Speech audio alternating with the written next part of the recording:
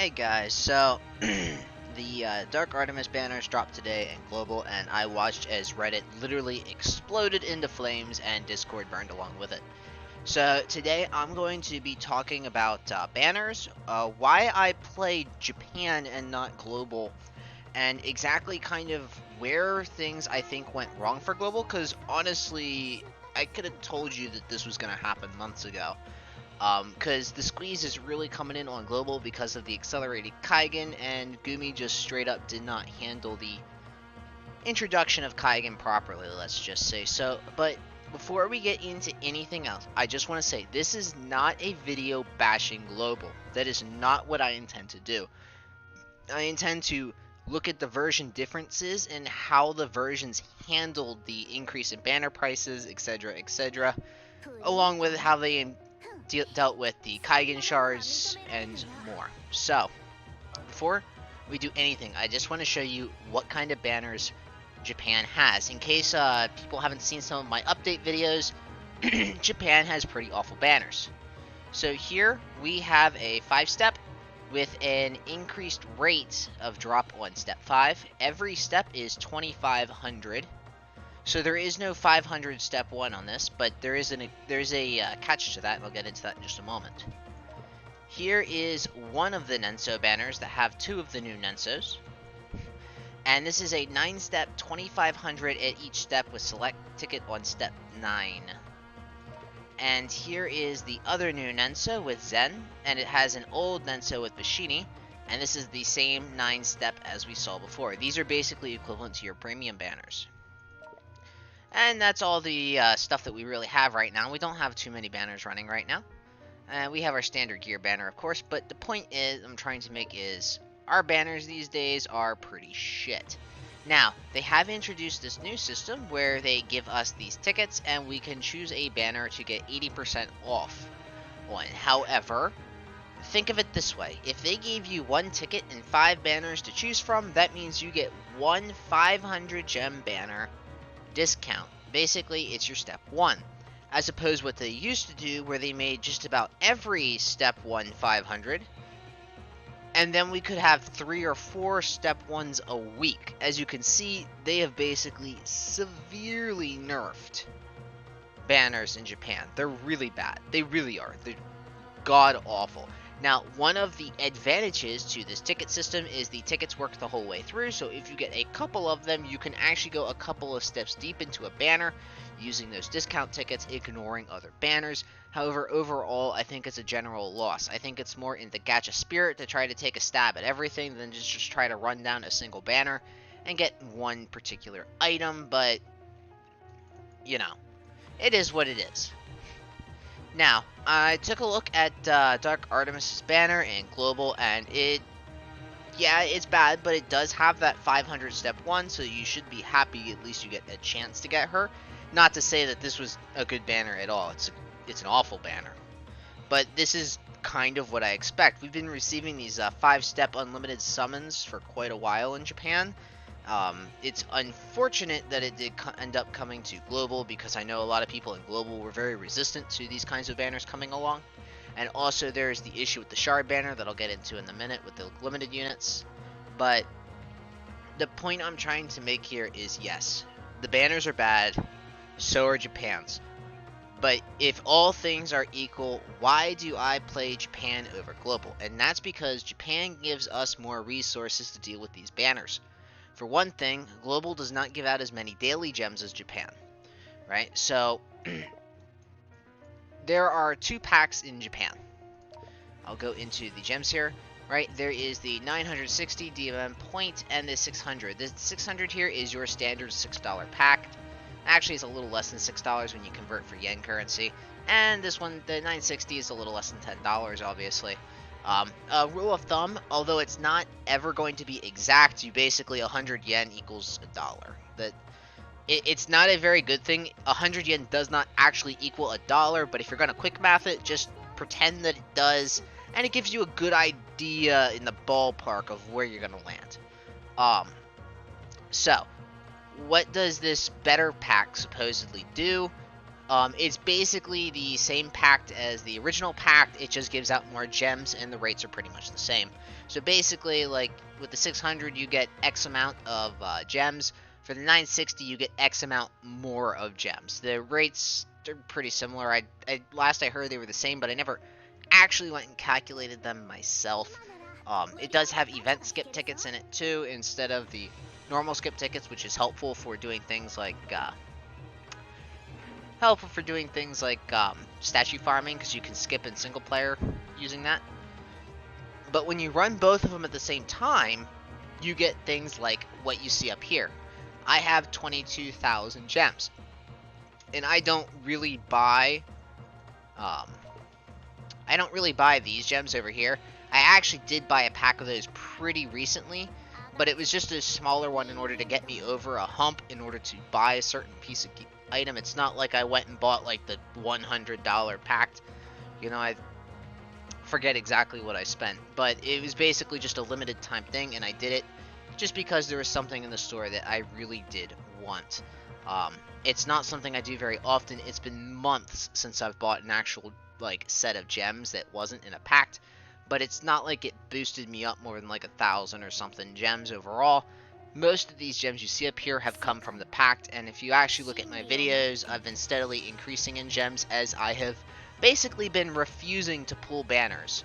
And that is the number one thing I can say about Japan non-whale players. There are weeks where we just do not pull banners. And it sucks. I know it sucks. Gacha is all about pulling the units, right? Sort of. What I'm trying to say here is we basically, in Japan, a lot of us, some of the older players, are basically saving our gems for a rainy day, looking for specific pieces of gear we want. For instance, I really wanted the Itsuki Nenso, I wanted the skin, I want my Itsuki to be good, the best she can be, because Itsuki is one of my favorite units in the game. So I dropped like 20,000 or something gems on that I had been saving from a pact for like months, and had to 9-step it in order to get it, unfortunately, but it is what it is. And I did get that Itsuki off of packed money alone, off of a 9-step, because of it. Now, I could have just as easily, like, 1-stepped a bunch of stuff. Not that there were even 1-steps to be had for the longest time. But at the end of the day, I saved up for a specific piece of gear that I wanted. And the reason I can do that is because of my units. And this is the next big difference between Japan and Global. Japan had their hard quests way earlier than Global did, and you guys are going to feel this pinch starting really soon. Now, some of the older units, like Zahar, you should have had no problem Kaigening. Zahar has had his hard quest since, like, the beginning of time. Like, he was one of the first units to get hard quests, really. You know, so everyone should have been able to, who's been playing for a long time in Global, should have been able to farm a Zahar. However, if we look at Itsuki, does she even have a hard quest yet? And if she does, how close is it to her Kaigen, right? So, let's do a little bit of quick math here, right? So, a full Kaigen is 270 frags. And if you can get 3 frags a day, that means it's going to take you 90 days to Kaigen a unit from 85. And that's assuming you start at level 85. It takes more than 270 frags to get to level 85. It takes 375, but for the interest of quick math, let's just say it's another 270. All of a sudden, we're at 180 days to get a unit from level 1. It's actually more than that, but you also have to assume that there's going to be some double hard quests, and maybe you'll get a dupe here and there, so we'll just say it's about 180, give or take. You know, if you assume 30 months, or 30 days in a month, you're looking at 6 months of farming in order to get your Itsuki, who got her hard quest recently, up to the level where she can max Kaigen Gate 3. This isn't even including Gate 4 and 5, obviously. And herein lies the problem. Global waited too long to give you the hard quest that you needed to farm beforehand. And now you're going to start feeling it, as the people who whaled managed to get dupes, but the people who are free-to-play didn't. Free-to-plays rely on these farmable units. So let's go take a quick look through my units and show you exactly how my units stack up, right? So, what is limited in my firebox? Well, Carla's obviously limited, although Carla nowadays in Japan has a hard quest. My Carla was level 75 until her hard quest came. and then I Kaigened her after I farmed her up from 75, and I'm still farming her. She's had her hard quest for quite a while now. So, the point I'm trying to make is, I did actually manage to sack Carla, but it's not like I had to fire frag her the entire way up to 85, and then shard banner her the entire way through her Kaigen. Her shards were available for farming. Although it did take quite a while for that hard quest to come, you know, Global also released her Kaigen stupidly early. I mean, what else were you expecting? Black Killer Masamune. I actually managed to sack her on a one-step with 500 gems. Super lucky, right? Well, I fire fragged her the whole way to 85, and I collab Kaigen fragged her the 555. Beautiful Kaigen. And she's probably one of my whalest units. But you can afford to whale a unit or two in Taga. Right? Who else here is limited? And also, I'm not including limited Nensos because I'm more looking towards your shard resources and not necessarily how well you can sack on a Nenso banner.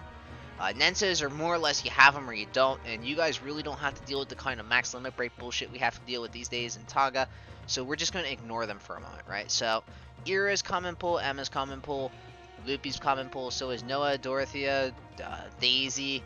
Courage is a 4-star. Pamela's free. Melda is a 4-star.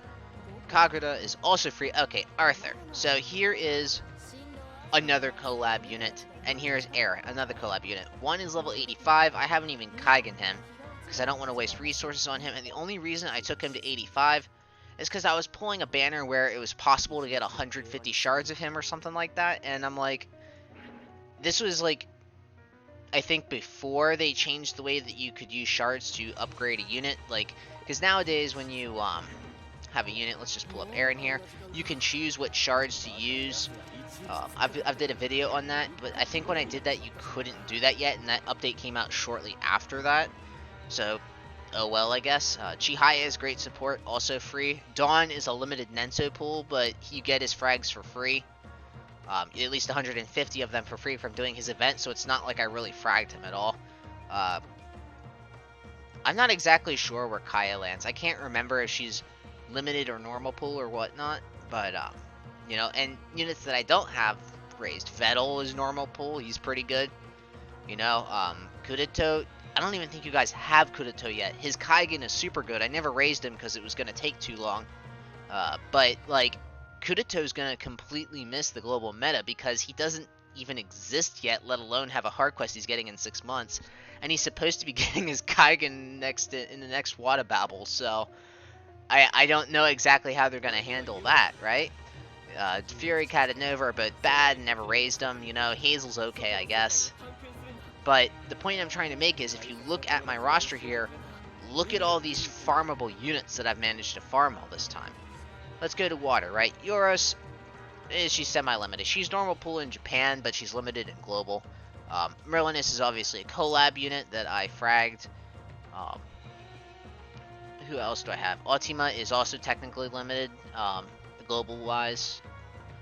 So I hardly use Mikasa anymore. And yeah, that's it. So there's like 3 or 4 maybe out of like 8 or something that were limited in some way, and things like Yoris, I did water frag her some, but most of it was just spending a year gathering her shards off of 5k boxes in Japan. You know, not necessarily the fastest way to raise a unit, but it's not like you couldn't get her shards at all, and it's not like you had to pay a 2.5k banner.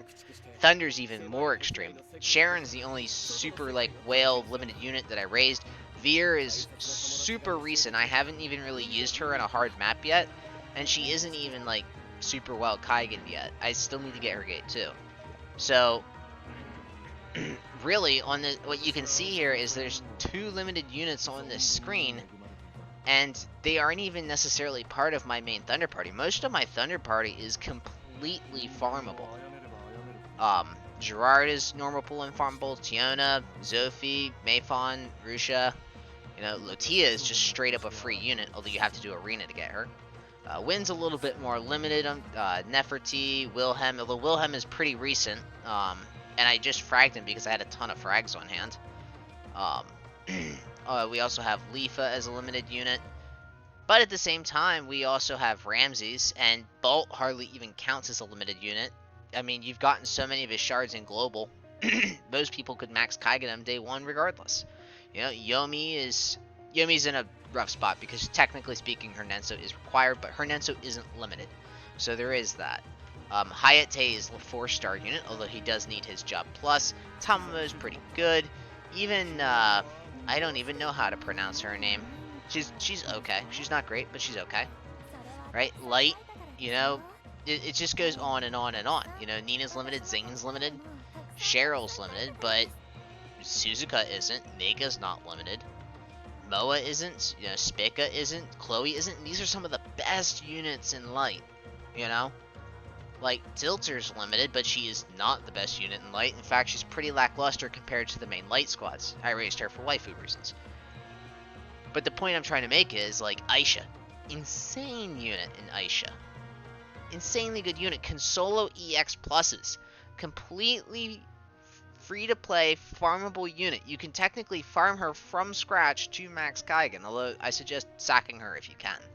But the point I'm trying to make here is pretty much every element that isn't Dark, it has some free-to-play aspects of it. Dark is heavily collab and limited central. Brig is hyper-limited, Soul is hyper-limited. You know, but it does have its good free-to-play options. It has Goal. You know, it has Jin. Jin you'll be getting pretty soon. Rose is pretty good. You know? So how exactly does this all stack up? Well, when I started playing in Taga, all of these hard quests were available to me. But when I played in Global, they weren't. And that is the main reason I play Taga. Is because even though I don't dump a lot of money in, my teams are still fully fleshed out, you know? I don't have to rely on getting that Black Killer Artemis, or that, well, technically you need Black Killer Masamune if you want to do high-end raid content.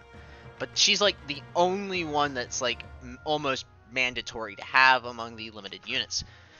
You know, Soul is limited, he's really good, but it's not like he's so good that my Dark can't survive without him. I do just fine without Soul, you know? Thunder has Orion. Orion's a hyper-limited unit, you'll be getting him soon.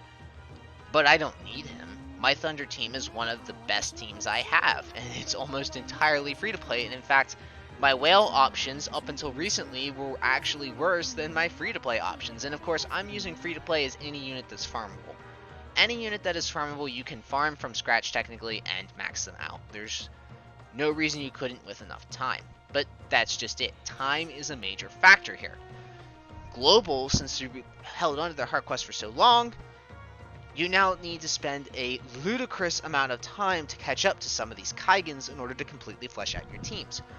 And while it isn't necessarily pulling a new unit, Kaigening a unit is almost the same as a rebirth of that unit, you know? Let's take a look at Daisy, right? Daisy was pretty much a non-factor in the fire meta until she got her Kaigen and Job Plus. And then she became absolutely insane. She's now one of the best fire units in the game. A Job Plus in Kaigen can change everything, and she doesn't even need her limited Nenso to be great. You know? If you can get your hands on a Bicorn, it pretty much covers most of the stats from the VCR. And Daisy can operate super well in the fire elements, you know? Let's take a look at Noah. Noah is a good free-to-play unit. She has a good offensive option, and she has a good support option as being one of the best fire railers in the game. You know, Lupinus, she is an insanely good option. We have a guy who did Mobius solo with Lupinus in every single one of his parties up to like floor 30 or something. Maybe even floor 40, I'm not sure. But, you know, she's just a sage. It's not like there's anything super special about her, but it's just that Lupinus just so happens to be a unit with a good set of jobs, and she's completely farmable. No reason not to farm her. And therein lies the other issue with Global, and that has to do with how they allocate their resources. Now, I already mentioned that gems per day is a thing, but I'm also pretty sure we get more AP per day as well. Not to mention, we're showered in AP. As you can see, I have like 150 leaves on hand, and like, I burned through like 70 leaves recently. You know, the point I'm trying to make is they shower us in gifts in Japan. I mean, it's not uncommon to wake up and find like a couple thousand gems in my mailbox, and not to say it's super common. but it's not like I can't even think of a time that happened in Global that wasn't the Roxy refund, you know? Like, I feel like the freebies in Japan are more generous, and I feel like the quality of life freebies in general are more generous. I mean, I remember there was freebies for a month where they basically gave you the materials for like 10 or 15 free Kaigans, like just in pure statues and flags. Like, it was absolutely ridiculous. I still have over 1,000 envy flags from that because they gave us a bunch of envy units and gave us flags to Kaigan them all. And I never Kaigan most of them, or most of them were already Kaigan. And that's all AP I save. I don't have to run those maps to get those statues anymore. I don't have to run the maps to get the flags anymore. I find that some of our secret shops, although I obviously can't show it to you right now because there isn't one up right now that's like super generous. But I find that our secret shops, we tend to have more that give us better rewards. Obviously, our banners are much worse, but I feel like there are other supporting things in Takatame that make it worth playing over Global. And I'm not necessarily saying you should switch. Global was supposed to build on Japan and not make the same mistakes. But the moment I saw that first 2.5k frag banner, you know, I basically knew this was what was going to happen next. Because in Japan, we actually started with 500 gem frag banners. And how they were structured is it was 500 gems for step 1 and 1,500 gems for step 2. So it was 2,000 gems in total. You could only do the banner once per day. But what it basically equates to is units were 1,000 gem banners if you put them both. You know, if you average it out, it's 1,000 gems. So it was very similar to the 1,000 gem frag banners that Global had. You know, so that I'm like, okay. The major difference is that Global, yes, you do lose out on that 500 gem step 1, but you also gain in the fact that those banners have an unlimited number of times you can summon on them. But the moment that I saw the 2.5k for the limited units, it was basically all going to go to hell. And the reason I knew that is because you guys have pretty much expended most of your non-limited units by now. There's only a couple of non-limited units left. Now, granted, these are some pretty big ones like Aisha, but you've pretty much just have limited units from here on out. Limited units, collab units. If they were going to make these 2.5k frag banners for limited units only, well, that was going to be pretty much most units released from now on in Global. And what do you do with that, you know? Unless they decided to jack the price down. Now, if you ask me, a fair price for a limited unit might be 1,500. And the reason I say that is because it's more expensive than a normal pool unit. It's going to have to be more expensive. They're supposed to be harder to get, and they're also supposed to be better than average units. And most of them are. Not all of them, but most of them. But 2.5k per frag step is ridiculous. And it was so ridiculous in Japan, the producer backpedaled and basically removed frag banners from the game in Japan. We still get them every now and then. We got some frag banners for the collab units, but it was like 1,500 per summon once per day, if I remember correctly. That was the format. So you couldn't summon them unlimited, and it was once per day, and that was it. You know, so the 2.5k frag banners are gone from Japan, but now we have these awful other banners taking their place. And while every unit is getting a hard quest, some of the EX units, is what they're calling them, you have to have the unit to be able to farm them, and they are not transmutable, which sucks, you know? Like, what if I want to farm Zwei ahead of time? Even if they don't let me transmute her, let me farm her at least, so that way I can at least have her ready, right? But no, and the producer basically said you can have one or the other, but you can't have both, to which Japan rightfully gave him the finger, but what can you do? It isn't necessarily a good situation in Japan or Global right now, is what I'm trying to say. What I will say is temper your rage a little bit on the banners in Global, and be more upset about the other things that are holding free-to-play back. Because what's holding free-to-play back in Global is not the banners themselves. The 1k frag banners were never free-to-play friendly. Don't let anyone convince you otherwise. You know, they were whale friendly is what they were, okay? No free-to-play has enough gems to waste away on 1k frag banners, and even if you did, you'd basically be investing in one unit and then what, right? You know, spend another 3 months gathering gems so you can focus on one more unit. I mean, if that's how you want to play, that's fine by me. I'm very much in favor of playing the game your own way. But losing the 500 step 1 is a big blow to free-to-play, obviously, and it hasn't come to that yet in Global. What I will say is I can hardly think of many banners in Japan where there was a guaranteed step 5. So do keep that in mind, and I'm not necessarily saying that this is an excuse for Global. It actually isn't. In fact, it's quite the opposite. Global should have seen what happened in Japan and done something to try to avert it. But the real travesties in Global are the lack of resources that you guys obtain, the lack of hard quests, and even if they upped the rate of hard quests, by then it was too late. They needed to release more, in my opinion, to give you guys time, and they had to give you more AP, which I don't believe they really have. And while the other week you did have more AP, it was event related, not necessarily permanent. Every single day we get 4,800 times 3, so a little less than 480 times 3, so a little less than 1,500 AP per day, and for each of our quests we get 200, and we have, I think, 5 of them or something, plus whatever we want to leave, and we get more leaves than you guys do. Right now I am farming 26 hard quests, and I still have leftover AP to run events and other things, so that kind of gives you a good perspective of where I'm at in Japan. You know, if I can farm 26 hard quests and still do events with relative ease, you know,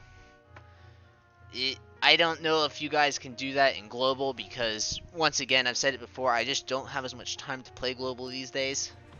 But, yeah, so these are my thoughts on the whole issue. I know it's a little not well put together, but, you know, with the amount of rage that is flying around, I think it's worth it to take a moment to step back and actually look at some of the things that are wrong with the game, because the banners just aren't the only thing that's wrong with Global right now. There's some serious underlying issues, and the banners just kind of further pour salt into the wound, because a lot of people were relying on some of these heavy carry units that were coming about, because Global is a little top heavy that way with its limited units. Like Roxy was a super heavy carry for a long time, and so was Gilg, and because of the lack of hard quests, I feel like Global's teams are incomplete.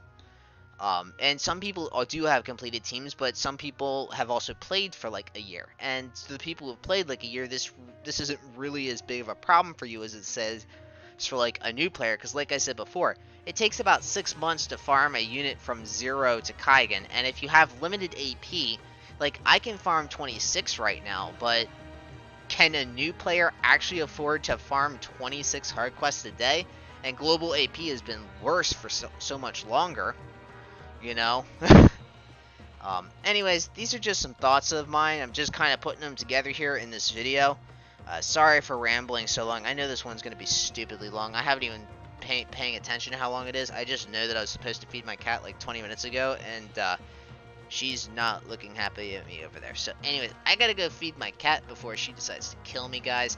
Thanks for watching as always, and go ahead and put your thoughts down in the comments. I know this isn't necessarily going to be a popular video, and I know a lot of you will disagree with me, but these are just my take on the thing. This is obviously not from the view of a whale, because I am not a whale. You know, I know that several whales in Taga have quit over the whole debacle with the pricing of the banners, and you know, I would expect that to happen in Global too, unless they change something. And what I can say is, if Global loses a lot of their whales, there's a possibility you lose Global too.